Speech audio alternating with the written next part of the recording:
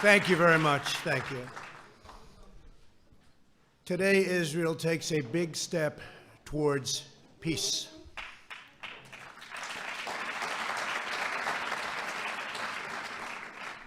Young people across the Middle East are ready for a more hopeful future, and governments throughout the region are realizing that terrorism and Islamic extremism are everyone's common enemy.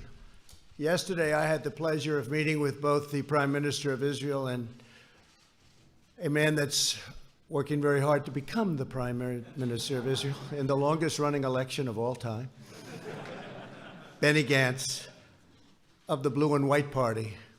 And both leaders joined me to express their support for this effort, proving that the state of Israel looking for peace and that peace transcends politics.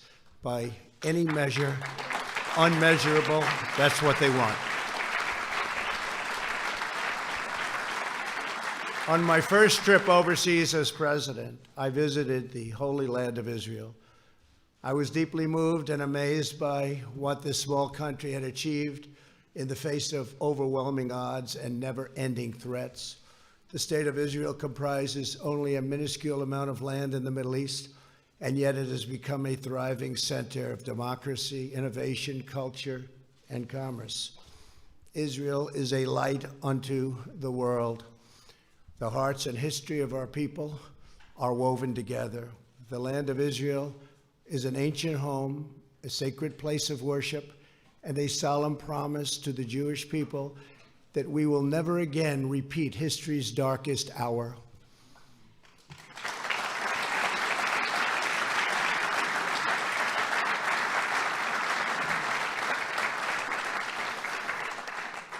During my trip to Israel, I also met with Palestinian President Abbas in Bethlehem. I was saddened by the fate of the Palestinian people.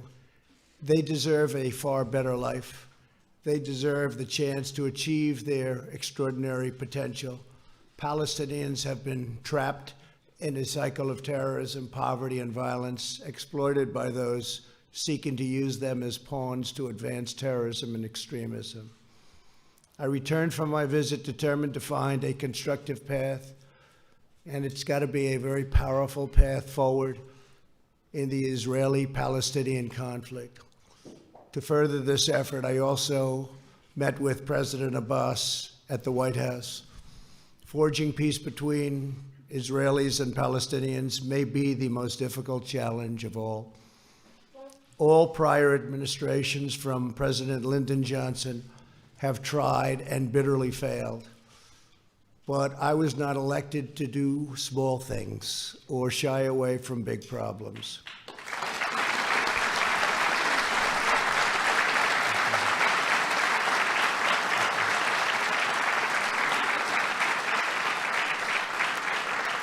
It's been a long and very arduous process to arrive at this moment. On Sunday, I delivered to Prime Minister Netanyahu my vision for peace, prosperity, and a brighter future for the Israelis and Palestinians.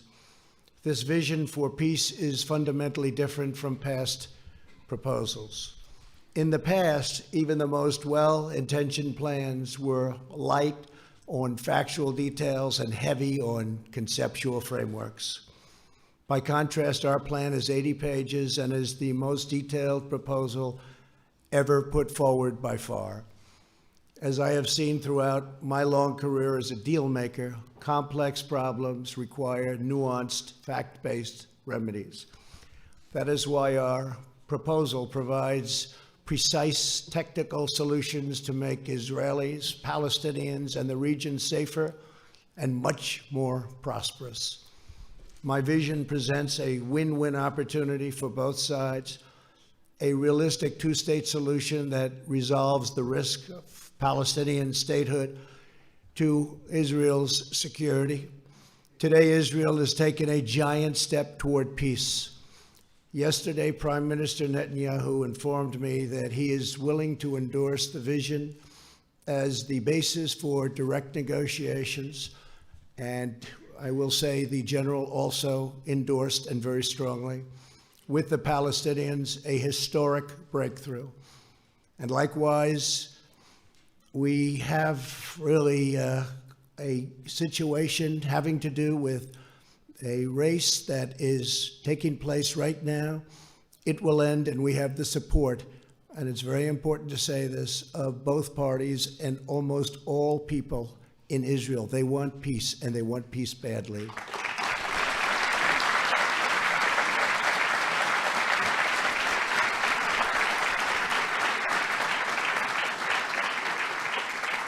This is the first time Israel has authorized the release of a conceptual map illustrating the territorial compromises it's willing to make for the cause of peace, and they've gone a long way. This is an unprecedented and highly significant development. Mr. Prime Minister, thank you for having the courage to take this bold step forward.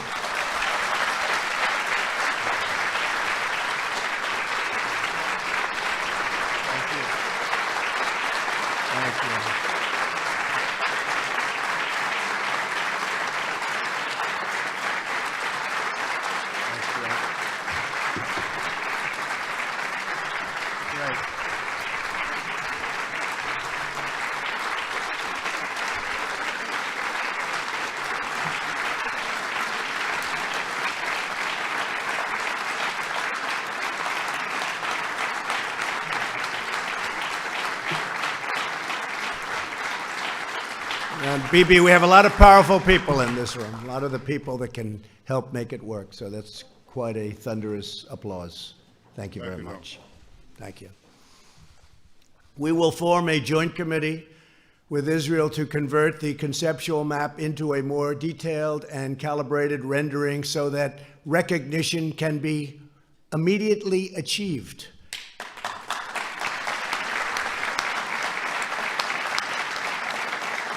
We will also work to create a contiguous territory within the future Palestinian state for when the conditions for statehood are met, including the firm rejection of terrorism.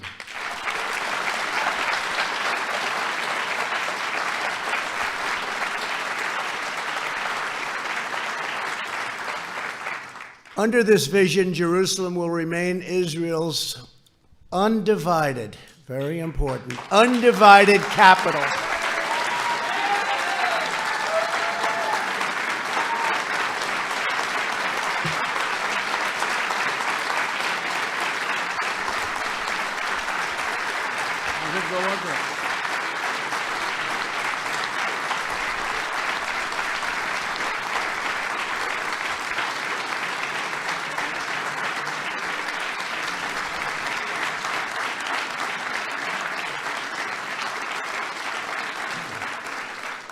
But that's no big deal, because I've already done that for you, right? We've already done that, but that's okay. It's going to remain that way. And the United States will recognize Israeli sovereignty over the territory that my vision provides to be part of the state of Israel. Very important.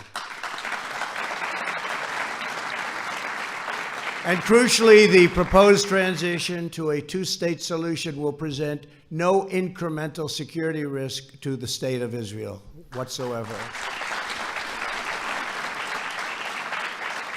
We will not allow a return to the days of bloodshed, bus bombings, nightclub attacks, and relentless terror. Won't be allowed.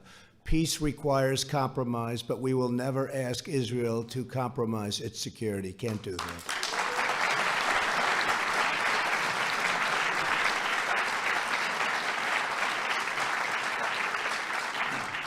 As everyone knows, I have done a lot for Israel, moving the United States Embassy to Jerusalem, recognizing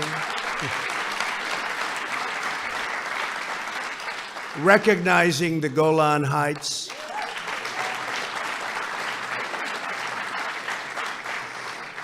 and frankly, perhaps most importantly, getting out of the terrible Iran nuclear deal.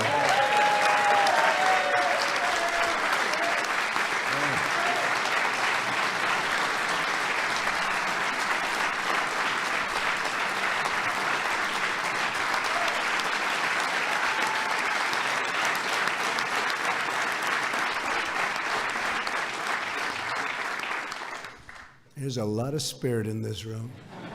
It's true. You don't see it often. You don't see it often.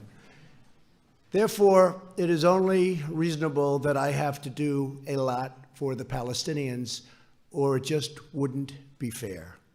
Now, don't clap for that, okay? But it's true. It wouldn't be fair. I want this deal to be a great deal for the Palestinians. It has to be. Today's agreement is a historic opportunity for the Palestinians to finally achieve an independent state of their very own. After 70 years of little progress, this could be the last opportunity they will ever have, and last for a lot of reasons. We'll never have a team like we have right now. We have a team of people that love the United States, and they love Israel, and they're very smart and very, very committed. From your ambassador, David Friedman,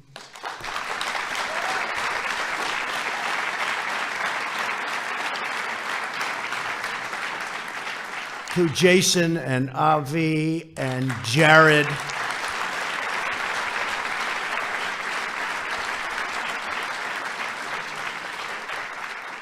and they're all great deal makers, and they also understand the other side, and they want the other side to do well, because that's the sign of a great deal, and they understand that.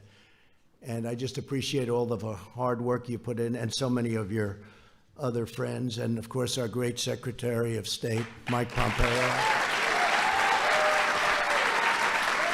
Look at, whoa.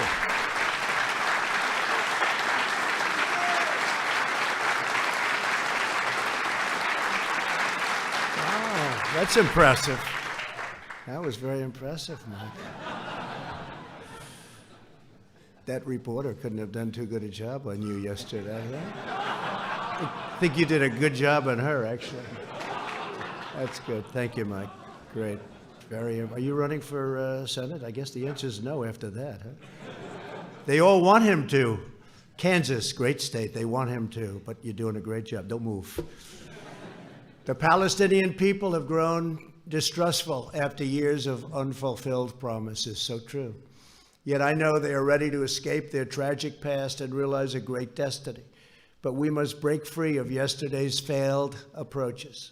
This map will more than double the Palestinian territory and provide a Palestinian capital in eastern Jerusalem, where America will proudly open an embassy.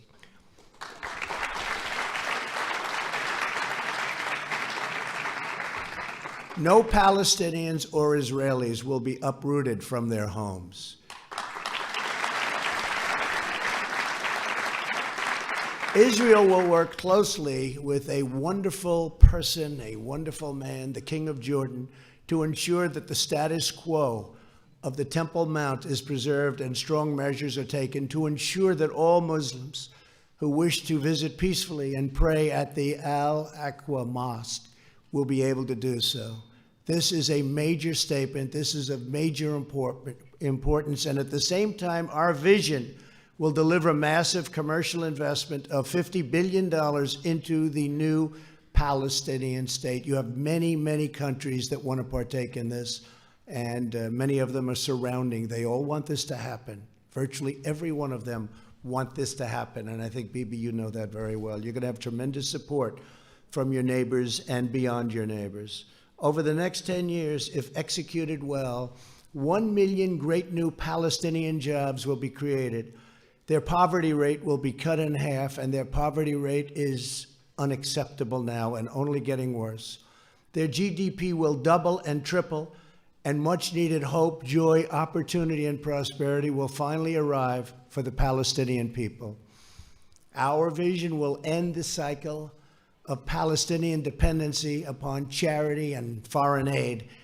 They will be doing phenomenally all by themselves. They are a very, very capable people.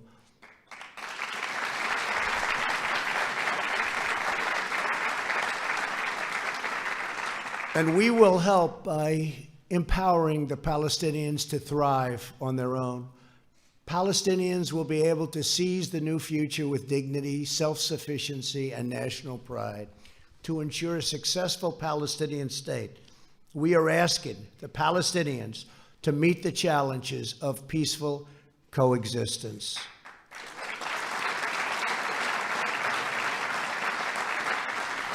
This includes adopting basic laws enshrining human rights, protecting against financial and political corruption, stopping the malign activities of Hamas, Islamic Jihad, and other enemies of peace, ending the incitement of hatred against Israel, so important, and permanently halting the financial compensation to terrorists.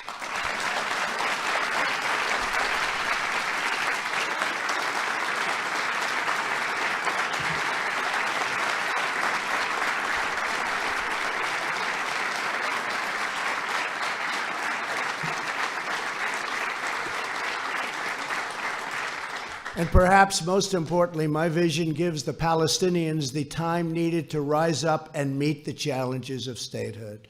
I sent a letter today to President Abbas. I explained to him that the territory allocated for his new state will remain open and undeveloped for a period of 4 years. During this time, Palestinians can use all appropriate deliberation to study the deal, negotiate with Israel, achieve the criteria for statehood, and become a truly independent and wonderful state. President Abbas, I want you to know that if you choose the path to peace, America and many other countries, we will be there. We will be there to help you in so many different ways, and we will be there every step of the way. We will be there to help.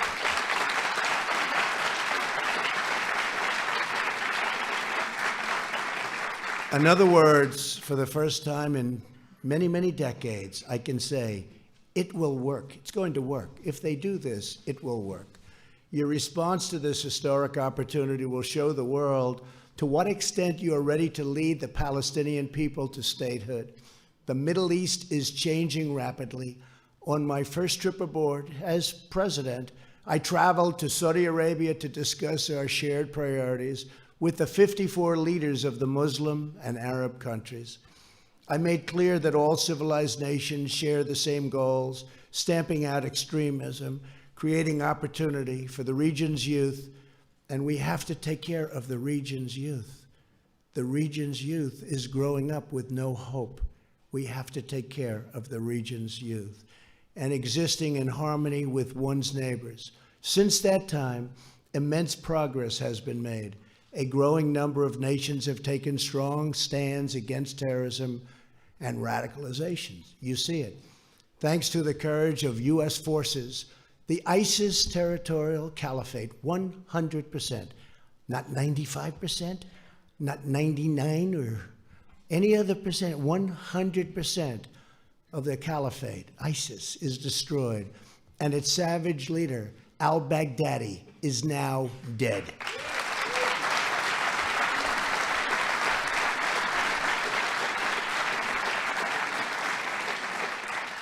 And I want to thank, we have some of our great senators and congressmen and women here, and I want to thank you all for the tremendous help. Thank you very much, Jim, Ted, everybody, Steve. Our leader, thank you. Mark, thank you. Great people. These are great people. They work so hard, and they love this country. The Iranian regime is isolated and weakened greatly. We eliminated Qasem Soleimani, the world's top terrorist.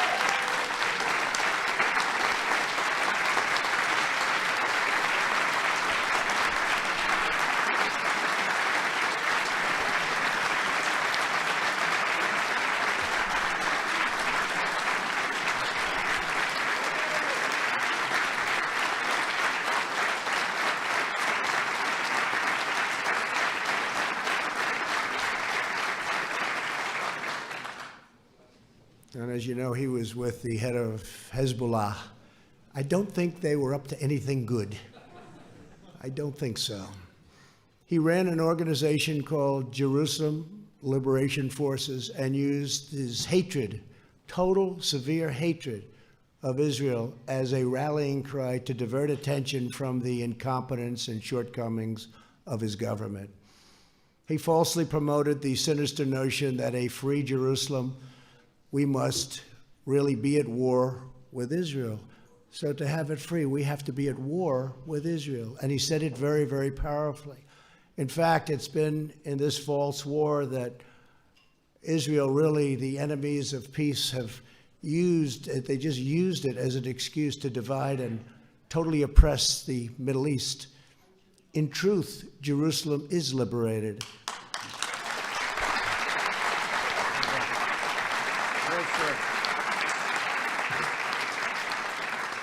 Jerusalem is a safe, open, democratic city that welcomes people of all faiths and all places. It is time for the Muslim world to fix the mistake it made in 1948 when it chose to attack instead of recognize the new state of Israel. It's time.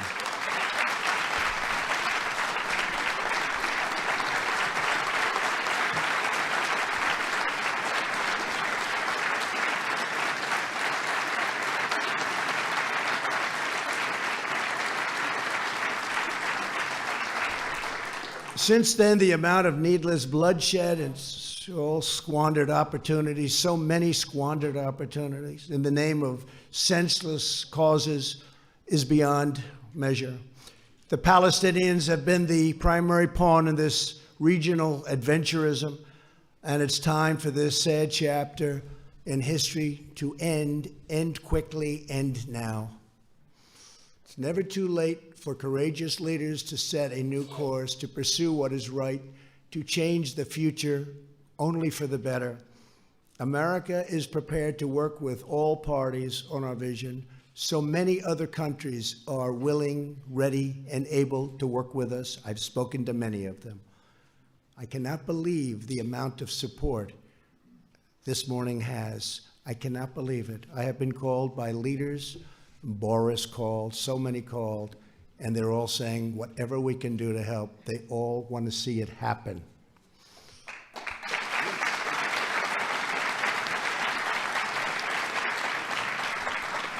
But America cannot care more about peace than the stakeholders in the region. There are many Muslims who never visited Al-Aqsa, and many Christians and Jews who never visited the holy sites in the West Bank described so vividly in the Bible. My vision will change that. Our majestic biblical heritage will be able to live, breathe, and flourish in modern times. All humanity should be able to enjoy the glories of the Holy Land. This part of the world is forever connected to the human soul and the human spirit. These ancient lands should not be symbols of conflict, but eternal symbols of peace. Thank you again for all of the work you've all done and all of these incredible honored guests for being here. And in particular, I want to thank Prime Minister Netanyahu. I also want to thank Oman, Bahrain, and the United Arab Emirates for the incredible work they've done, helping us with so much and sending their ambassadors to be with us today. Thank you very much for being here. Oman, Bahrain, and the Arab Emirates? Yeah.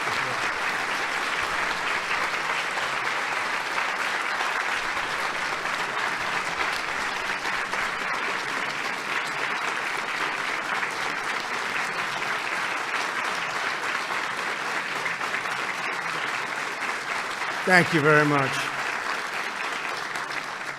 Thank you very much. Please give our regards.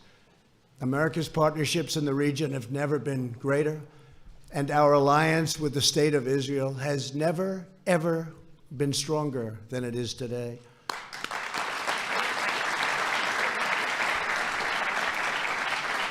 Together, we can bring about a new dawn in the Middle East. And I would now again, just like to thank everybody and a very special group of people, an incredible group of people. So many have been with us on this journey right from the beginning, and we're getting there. It's, they say it's the toughest deal ever to make. In business, when I have a tough deal, people would say, this is tougher than the Israelis and the Palestinians. They used it as an excuse, meaning that was always the standard. Actually, there's nothing tougher than this one. But we have to get it done. We have an obligation to humanity to get it done.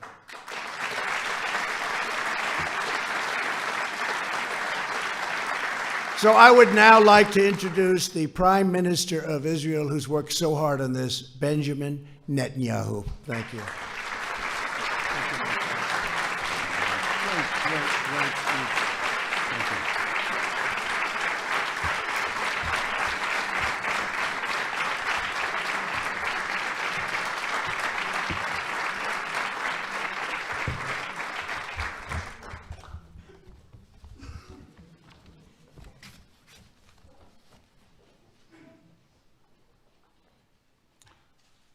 In the Middle East, we drink water before a long voyage.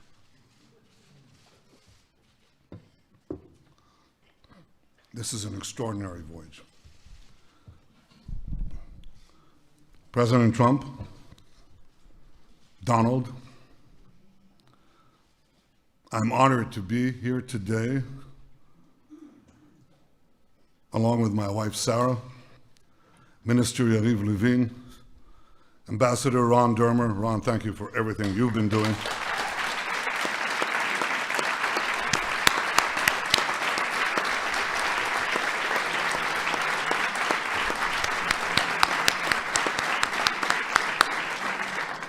National Security Advisor Meir Ben Shabbat, thank you too, Mayor.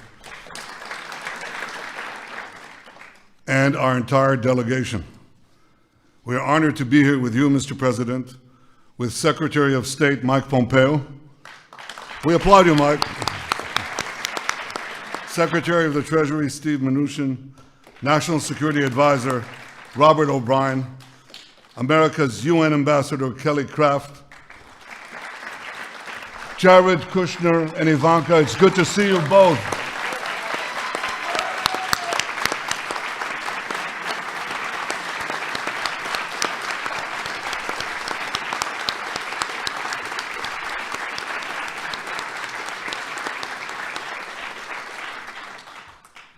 It's good to see the unfailingly energetic and optimistic Ambassador David Friedman, Jason Greenblatt, Avi Berkowitz, Brian Hook, and the rest of your exceptional peace band, Mr. President. It's good to be here with the other distinguished ladies and gentlemen of your administration, with senators and members of Congress who are Israel's greatest friends on Capitol Hill. Thank you.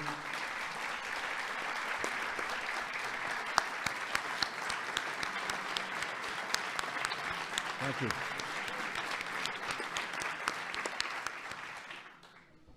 With the ambassadors of the United Arab Emirates, Bahrain, and Oman, what a pleasure to see you here, and what a sign it portends. I was going to say of the future, what a sign it portends of the present.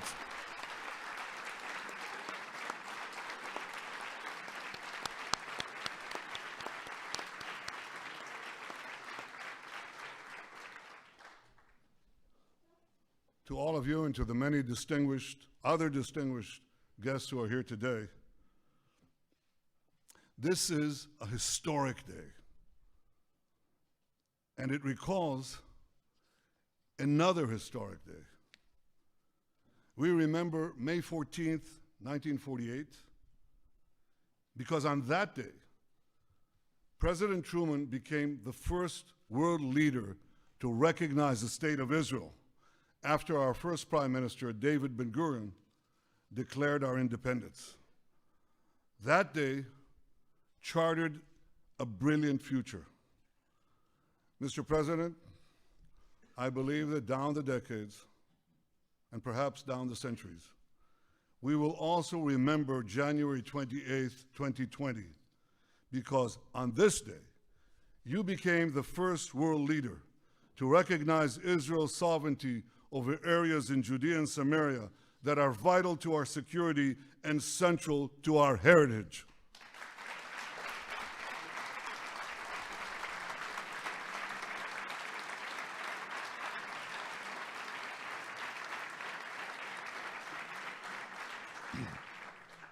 And on this day, you too have charted a brilliant future for Israelis, Palestinians, and the region by presenting a realistic path to a durable peace.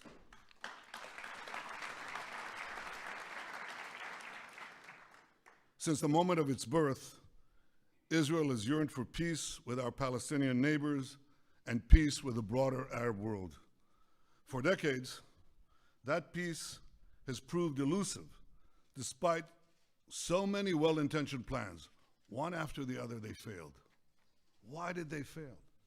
They failed because they did not strike the right balance between Israel's vital security and national interests and the Palestinians' aspirations for self-determination. Too many plans tried to pressure Israel to withdraw from vital territory like the Jordan Valley.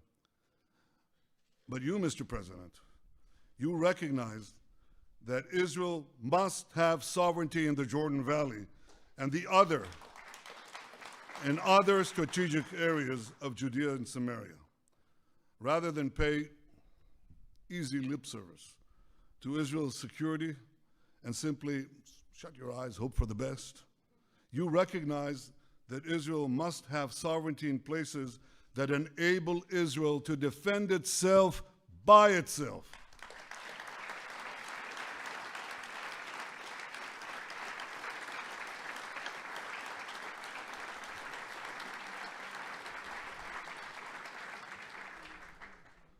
For too long, far too long, the very heart of the land of Israel, where our patriarchs prayed, our prophets preached, and our kings ruled, has been outrageously branded as illegally occupied territory. Well, today, Mr. President, you are puncturing this big lie.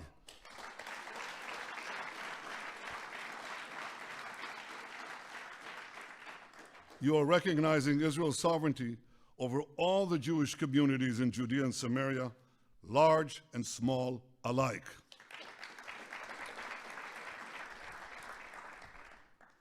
These, as the distinguished pastors who are here know very well, these are places inscribed in the pages of the Bible. These are places carved into the bedrock of our common civilization. The sacred tomb in Hebron, where the fathers and mothers of the Jewish people are buried. Bet El, where Jacob dreamed of a ladder ascending to the heavens. Shiloh, where the Ark of the Covenant that held the 10 Commandments for centuries. That's what happened in Shiloh. Thanks to you, Mr. President, these areas and so many others that for millennia have been etched in the soul of the Jewish people and have fired the imaginations of millions of people around the world and across the world. These areas will now be recognized by the United States as a permanent part of the Jewish state.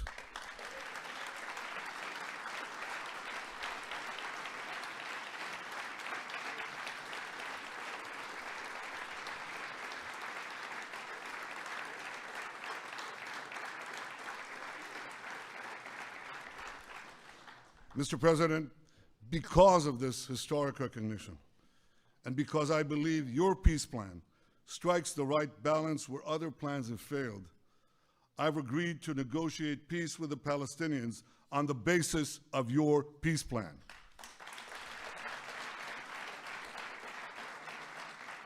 It's a great plan for Israel. It's a great plan for peace. Frankly, Mr. President, given all that you have already done for Israel, I'm not surprised. You have been the greatest friend that Israel has ever had in the White House.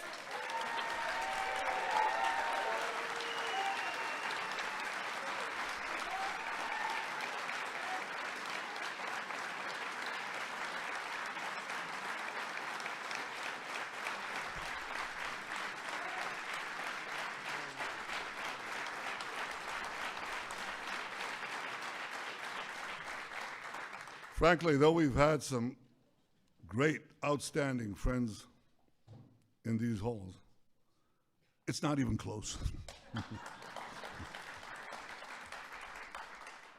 your historic decisions to recognize Jerusalem as Israel's capital, to recognize Israel's sovereignty over the Golan Heights, to reaffirm Israel's legal claims in Judea and Samaria, to stand up to Iran, to pull out of that dangerous Iran deal, to confront is not the word, to eliminate Qasem Soleimani, to support and encourage unbelievable cooperation between Israel and the United States in the military and strategic and intelligence fields. All this bear testament to the friendship and depth of your leadership and commitment to Israel. From our very first meeting here in the White House 3 years ago, you repeatedly made clear your commitment to help Israel achieve peace with the Palestinians and peace with the rest of the Arab world. Mr. President, I share that commitment, and I look forward to working with you to achieve a peace that will protect Israel's security, provide the Palestinians with dignity and their own national life, and improve Israel's relations with the Arab world. Your peace plan advances all these goals. First, it addresses the root cause of the conflict, by insisting that the Palestinians will finally have to recognize Israel as the Jewish state.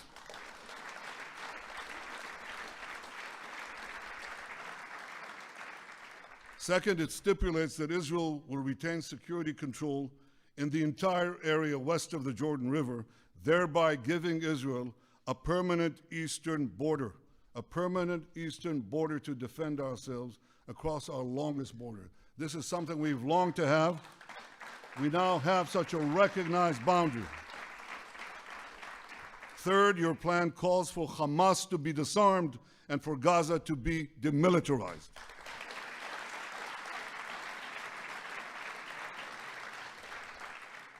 Fourth, it makes clear that the Palestinian refugee problem must be solved outside the state of Israel. Fifth, it calls for our ancient capital, Jerusalem, to remain united under Israel's sovereignty. It, of course, ensures that religious sites remain accessible to all faiths, and it maintains the status quo on the Temple Mount. Sixth, your plan does not uproot anyone from their homes, Israelis and Palestinians alike. Instead, it proposes innovative solutions whereby Israelis will be connected to Israel and whereby Palestinians will also be connected to one another. That helps if you have these real estate people, you know. They can come up with things normal human beings don't think about, and they have. Mr. President, Israel wants the Palestinians to have a better life. We want them to have a future of national dignity, prosperity, and hope. Your peace plan offers the Palestinians such a future. Your peace plan offers the Palestinians a pathway to a future state. I know that it may take them a very long time to reach the end of that path. It may even take them a very long time to get to the beginning of that path. But if the Palestinians are genuinely prepared to take that path, if they're genuinely prepared to make peace with the Jewish state, and if they agree to abide by all the conditions you have put forward in your plan, Israel will be there. Israel will be prepared to negotiate peace right away.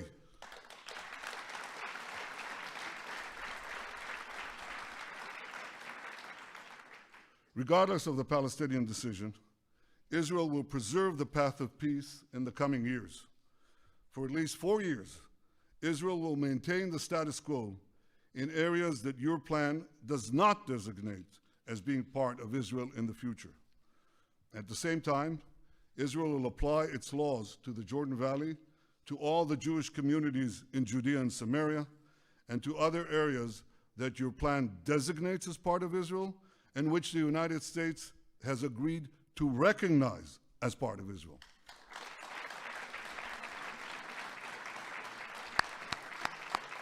I like that.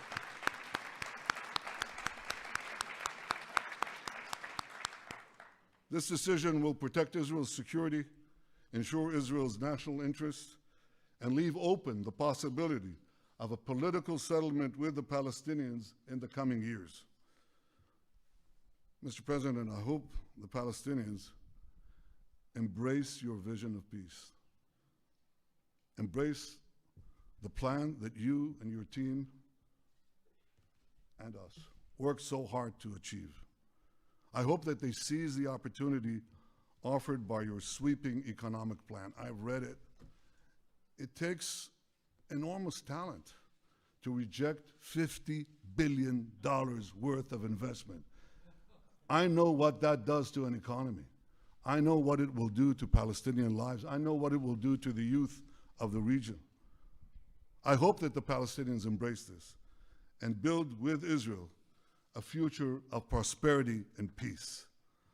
I also hope that our other Arab neighbors embrace your vision and forge a path of reconciliation with Israel that can create for all of us a brilliant future. Mr. President, I want to congratulate your fantastic team, there's no other word, your fantastic peace team for all their work. Jason Greenblatt,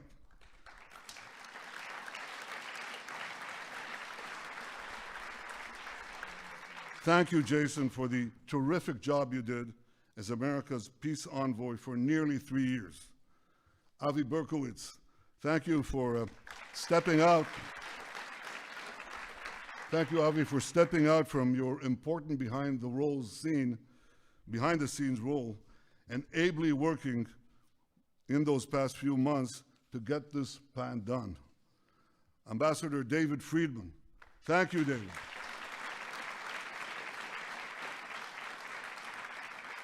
Thank you for your essential contribution to this effort and for the terrific job you do every day to strengthen the great alliance between Israel and America.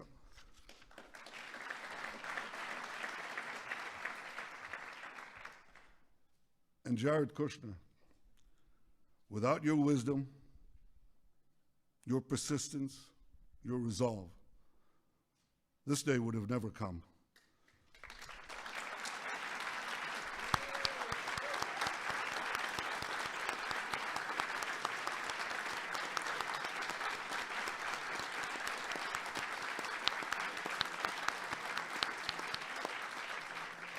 I know how much the Jewish future means to you and to your family. Well, Jared, today you have helped secure that future. The Jewish state owes you, and it owes President Trump, an eternal debt of gratitude.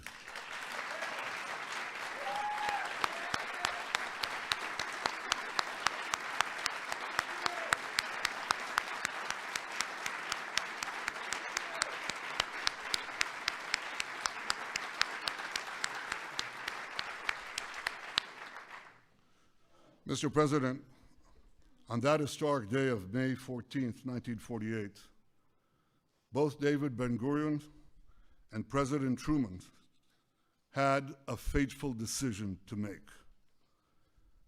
Many argued that Ben-Gurion should not declare Israel's independence. Many argued that President Truman should not recognize the Jewish state. But both leaders understood the magnitude of the hour. They seized the moment and they changed history. Like you, Mr. President, I understand the magnitude of this moment. With you, Mr. President, I'm prepared to seize the moment and change history. I know that there'll be opposition. There's always opposition. I know there'll be many obstacles along the way, much criticism. But we have an old Jewish saying, if not now, when? And if not us, who? Im lo achshav, matai, im lo anachnu, az mi? Mr. President, your deal of the century is the opportunity of the century. And rest assured, Israel will not miss this opportunity. Mr. President, Donald, Israel is blessed to have your friendship and your powerful leadership, and Israel is blessed to have the friendship of the greatest power on earth, the United States of America. May God bless America, may God bless Israel, and may God bless us all with security, prosperity, and peace. Thank you.